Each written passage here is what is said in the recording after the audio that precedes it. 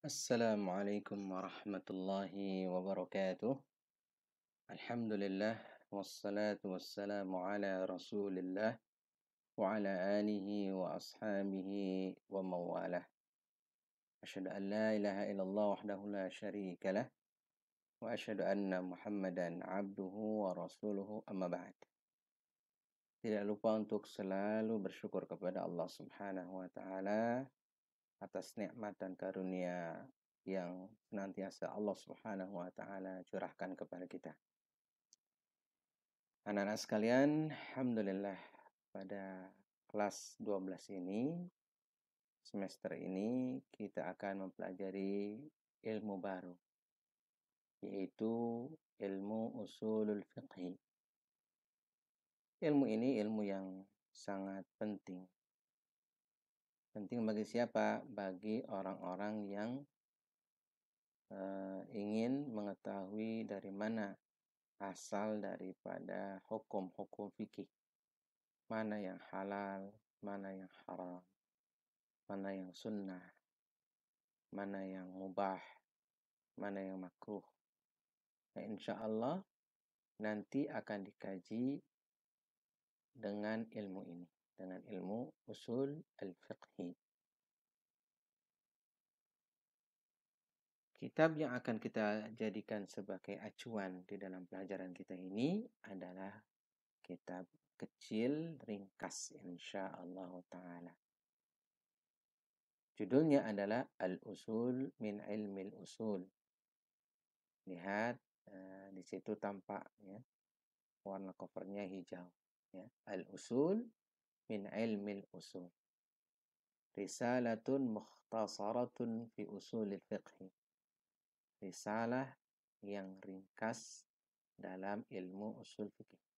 Ditulis oleh Syekh Al-Allamah Muhammad bin Saleh Al-Utsaimin. Mungkin sering kita dengar dan terkenal dengan sebutan Syekh Al-Utsaimin rahimahullahu ta'ala.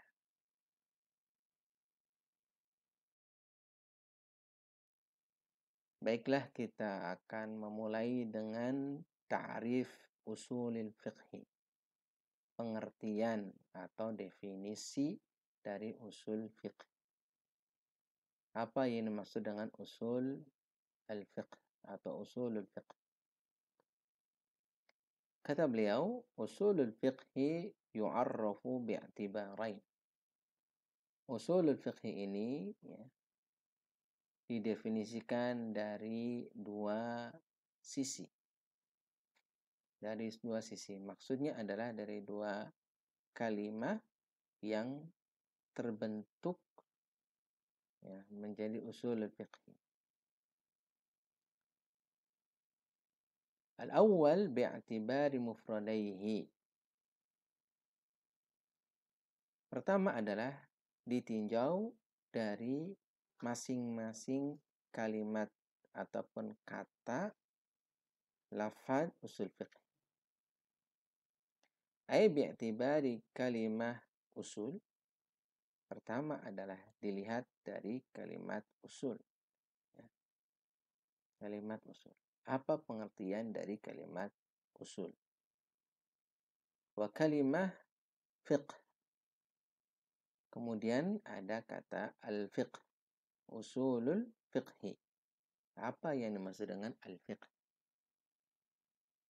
Fal-usulu jam'u aslin. Ya, usul adalah bentuk jamak dari aslun. Aslun adalah wa huwa ma yubna alaihi ghairuhu. Yaitu apa yang dibangun di atasnya selainnya. Atau kalau bahasa kitanya adalah pondasi atau landasan. Nah, itu adalah usul. Wa min dzalika aslul jidar. Termasuk dalam pengertian ini adalah aslul jidar. Pondasi dari tembok. Ya. Wa huwa asasuhu. Yaitu asasnya pondasinya, landasannya. Wa aslu syajarati alladhi yatafarra'u minhu aghsanuha. Aslu syajarah, pokok dari pohon. Atau kita kenal dengan akar. Ya. Alladhi yatafarra'u, yang bercabang-cabang dari pohon tersebut, aghsanuha, dahan-dahannya. Jadi di situ ada akar, kemudian ada batang, kemudian ada di batang ini akan bercabang-cabang dahan-dahannya. Di dalam surah Ibrahim ayat yang ke-24 Allah Ta'ala berfirman, Alam taru kaifa daraballahu mathalan kalimatan tayyibatan kasyajaratin tayyibah. Asluha, ya, asluha. Asluha. Thabitun wa far'uha fis sama. Di sini ada kata asluha, asalnya. Ya. Alam taro, tidakkah kamu lihat bagaimana Allah Subhanahu wa Ta'ala membuat satu permisalan kalimah thayyibah, kalimat yang baik, seperti pohon yang baik, kasyajaratin thayyibah, seperti pohon yang baik. Asluha, akarnya itu, nah ini asluha, akarnya, dasarnya, pokoknya. Sabitun, kokoh, pokoknya kokoh. Wa far'uha fis sama, dan cabang-cabangnya itu di atas. Ya, kalau cabangnya di atas, kemudian kalau akarnya adalah di bawah. Jadi, saya ringkas bahwa usulun adalah bentuk jamak dari aslun. Ya, artinya pokok atau pondasi atau landasan. Wal fiqhu lughatan al-fahmu. Sedangkan kalimah atau lafaz fikih secara bahasa artinya adalah al-fahmu, paham. Ya, ini bisa dilihat dalam surah Taha ayat yang ke-27, yaitu doanya Nabiullah Musa alaihi salam, wahlul 'uqdatam min lisani. Dan hilangkanlah ikatan dari lisanku. Nah, di sini ada doa dari Nabiullah Musa alaihissalam tentang al-fiqh.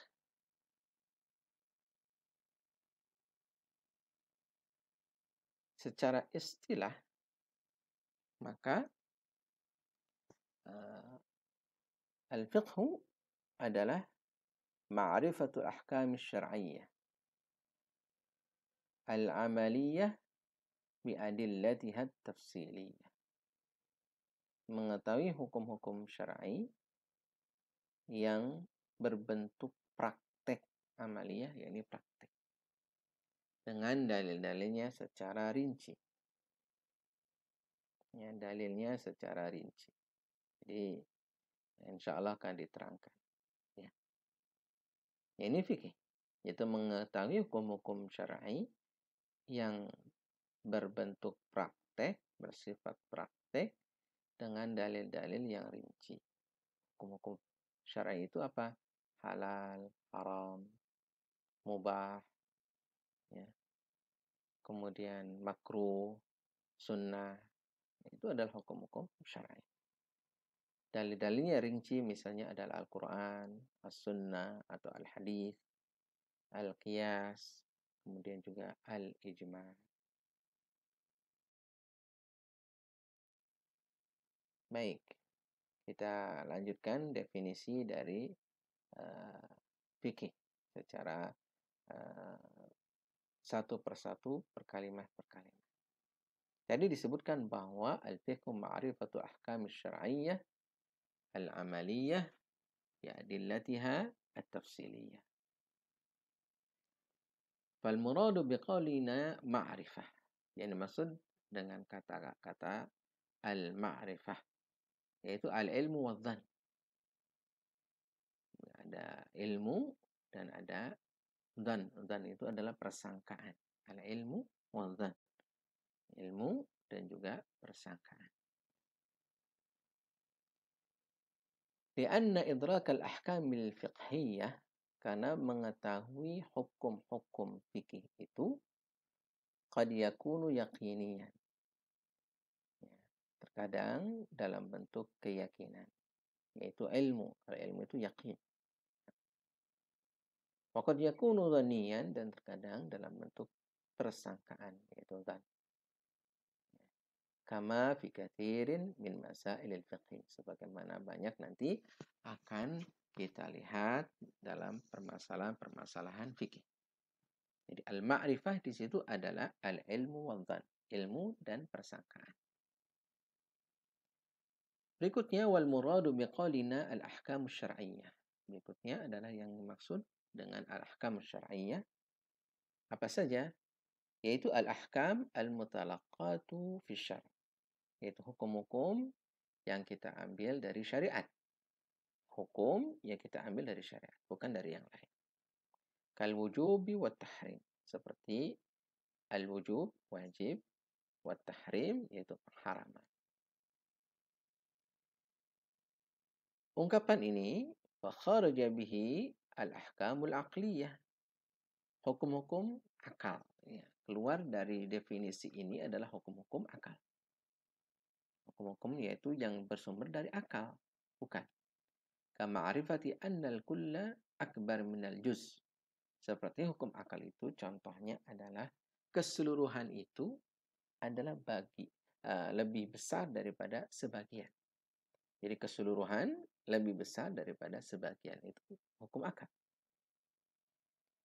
Wal ahkam al-'adiyah, seperti hukum-hukum ya kebiasaan. Ya. Kama'rifati nuzulit tilli fil lailati syatiyah idza kana al-jawu sahwan.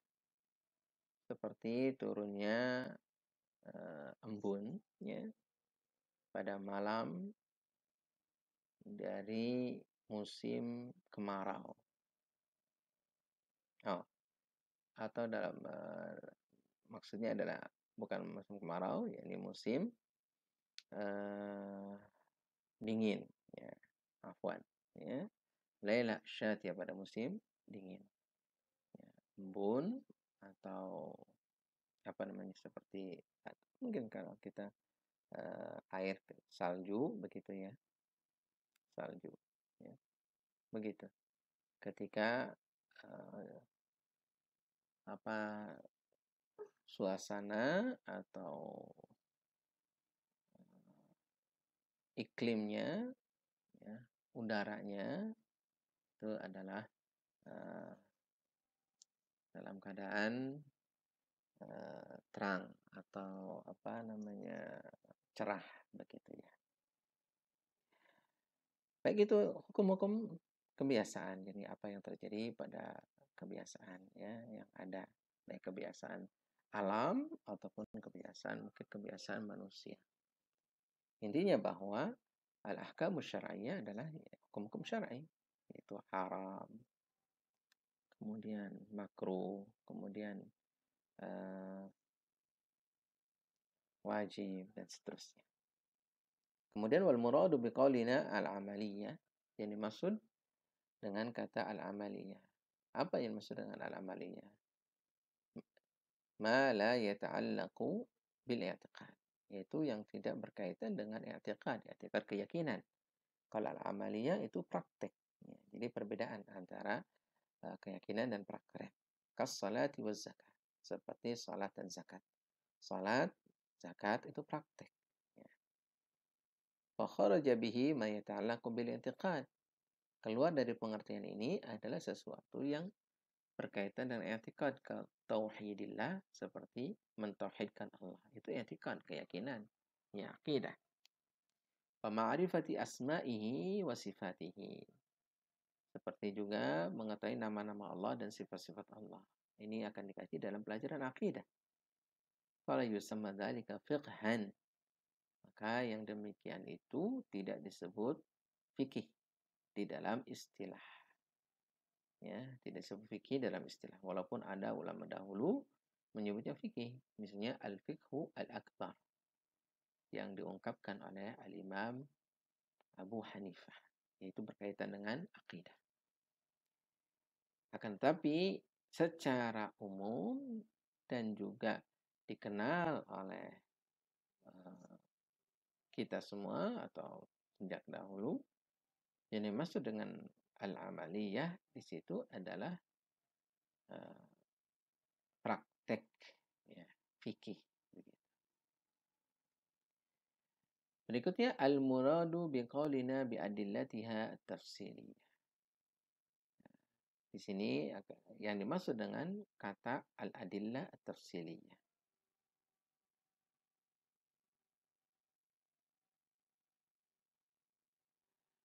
Adillatul fiqhi, ya, dalil-dalil fikih itu al-maqrunah yang disertai ya bimasailil fiqhi dengan masalah-masalah fikih at-tafsiliyah yang rinci.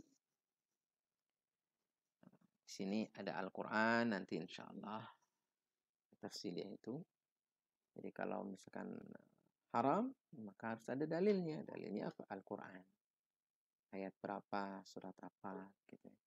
Al-hadis ya, diriwayatkan oleh siapa, atau al-ijma' ya, kesepakatan dari ulama fuqaha, atau al-qiyas. Fa kharaja bihi usul al-fiqh. Maka keluar darinya dari pengertian ini adalah usul al-fiqh. Karena usul al-fiqh ini bukan adillah at-tafsiliyah, kan tapi al-adillah al-ijmaliyah. Insyaallah akan kita lanjutkan. Ya, al-adillah al-ijmaliyah. لأن البحث فيه إنما يكون في أدلة الفقه الإجمالية. Ya, seperti apa yang tadi saya sebutkan bahwa dalam usul fiqh nanti ya yang akan kita pelajari ini adalah dalil-dalil secara ijmal, secara global. Maksudnya apa secara global? Yaitu yang mencakup banyak begitu. Ya, jadi nanti akan berupa kaidah-kaidah ya, berupa kaidah-kaidah. Insyaallah taala. Ya, sekarang kita gabung ya. Usulul fiqh. Usulul fiqh. Apa yang dimaksud dengan usulul fiqh atau ilmu usulul fiqh? Ya. Bi'tibari kaunihi laqaban lihadal fannil muayyan. Yaitu usulul fiqh ini sudah menjadi salah satu nama dari ilmu tertentu. Ya, ilmu tertentu yaitu ilmu usulul fiqh.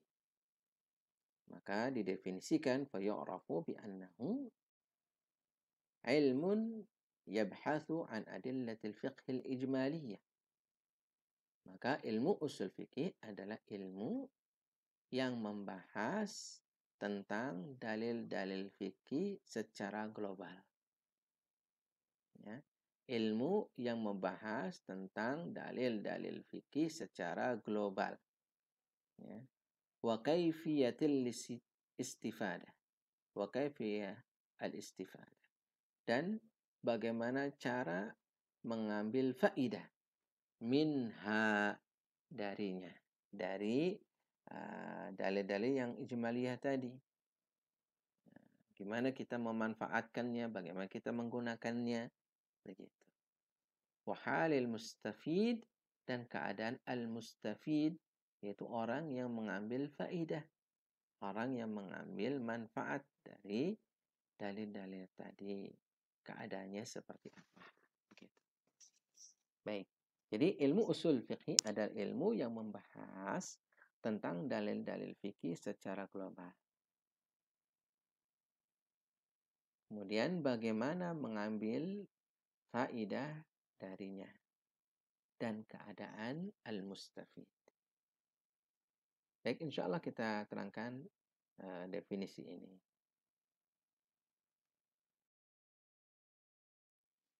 Pertama adalah al-ijmaliyah. Apa yang dimaksud dengan al-ijmaliyah? Fal muradu biqaulina al-ijmaliyah. Perhatikan di situ yang dicetak tebal, al-ijmaliyah. Apa maksudnya? Yaitu al-qawaidul 'amah, kaidah-kaidah umum. Jadi dalil ijmaliyah ini berupa kaidah-kaidah umum. Kaidah-kaidah ini diambil, diperas ya oleh para ulama usul fiqih untuk dijadikan sebagai satu pegangan. Mithlu qaulihim, contoh perkataan mereka di sini ada ahli usul fiqih, al-amru lil wujub. Al-amru perintah, lil wujub untuk kewajiban. Maksudnya adalah setiap perintah yang ada di dalam Al-Quran dan As-Sunnah menunjukkan bahwa yang diperintahkan itu adalah wajib. Misalnya adalah perintah salat, qimus salat. Berarti salat itu adalah wajib. Wan nahyu lit tahrim. Wan nahyu lit tahrim. Wan nahyu lit tahrim artinya ada larangan, maka yang dilarang itu menjadi haram. Ya. Jadi an-nahyu lit tahrim, larangan itu untuk mengharamkan. Misalnya adalah la taqrabu az-zina. Janganlah kamu mendekati zina. Berarti mendekati zina itu adalah haram karena dilarang.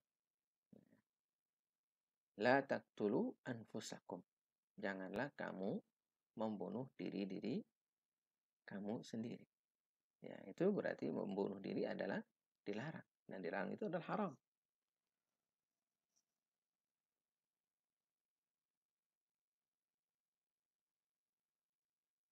Wasahha taqtadi nufud. Sah, ya, sah. Jadi kalau suatu amalan itu sah, maka memberikan konsekuensi an-nufud itu terlaksana. Terlaksana sudah, misalnya salatnya itu sah apa tidak? Sah. Berarti terlaksana. Kalau tidak sah, berarti dia harus mengulang. Fa kharaja bihi al-adillatu tafsiliyah. Keluar dari al-ijmaliyah ini adalah dalil-dalil at-tafsiliyah. Ya. Maka dalil at-tafsiliyah fala tudkar fi usul al-fiqh, tidak disebutkan dalam usul fiqh.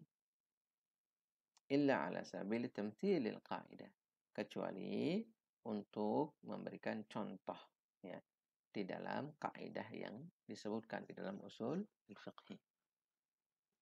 Di ringkasnya bahwa al-ijmaliyah ini adalah kaidah-kaidah umum. Ya, al-qawaidul 'amah, kaidah-kaidah umum. Berikutnya adalah kaifiyah al-istifadah minha. Bagaimana mengambil istifadah, mengambil faidah darinya, dari dalil-dalil ijmaliyah itu.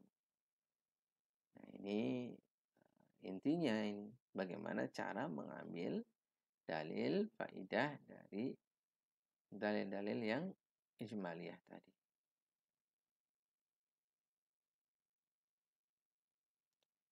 Nah, disebutkan di sini ma'rifatu kaifa yastafidu al-ahkam min adillatiha bidirasati ahkamil alfadhi wa dalalatiha min umumin wa khususin wa itlaqin wa taqyidin wa nasikhin wa mansukhin wa ghairi dhalik.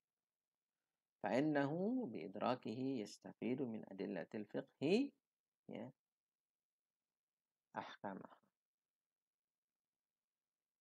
Nah, di sini mungkin tidak saya terjemahkan keseluruhannya karena nanti insya Allah akan dijelaskan pada pertemuan-pertemuan berikutnya. Kaifi al-istifadatu minha itu bagaimana kita mengambil manfaat dari dalil-dalil yang ijmaliyah tadi. Ya.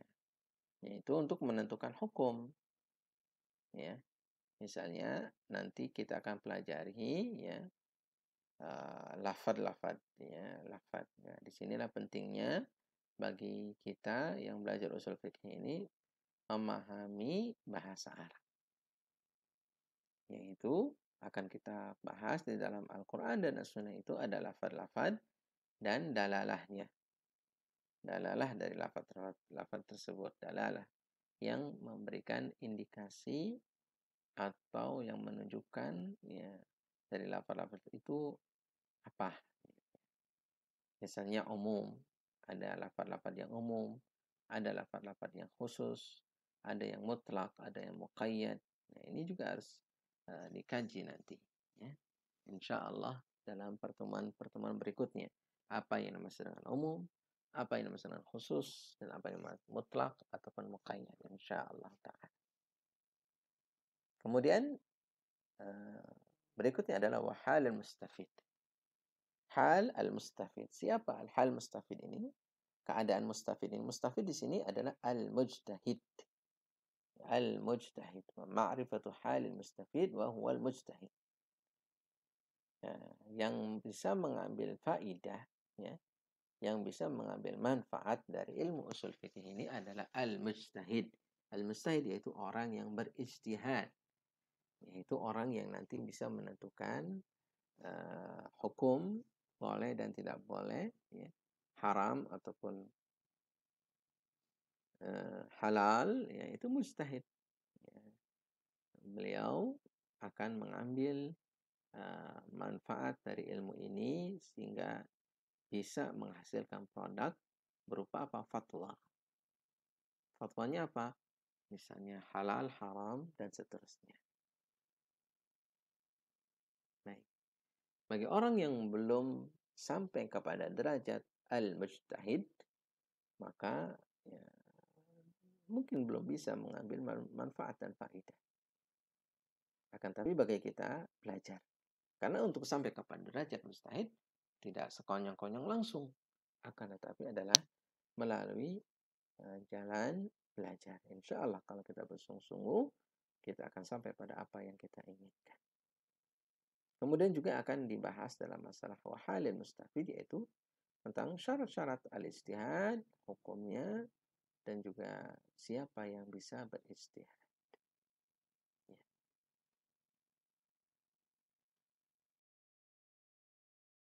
Baik. Sekarang, apa sih manfaatnya belajar usul fikih ini?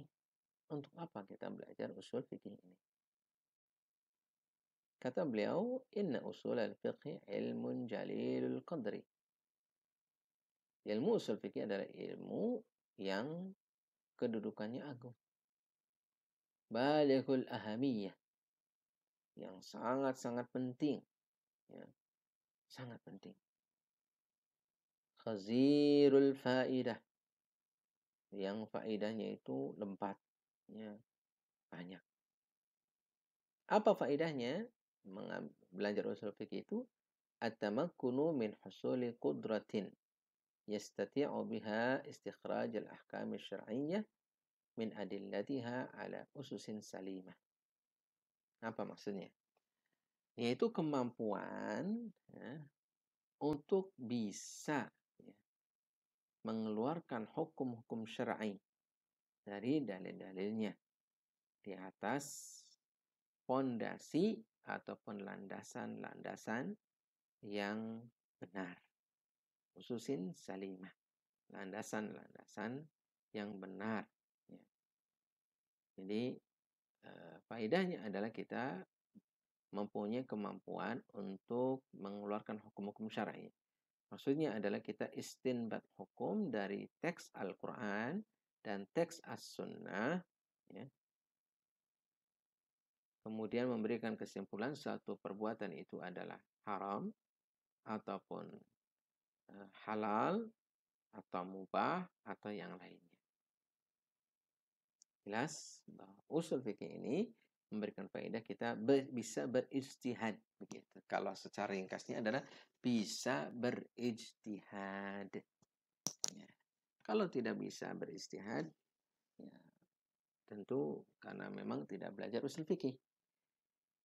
Dan kalau ingin berijtihad dan berfatwa, harus belajar usul fikih.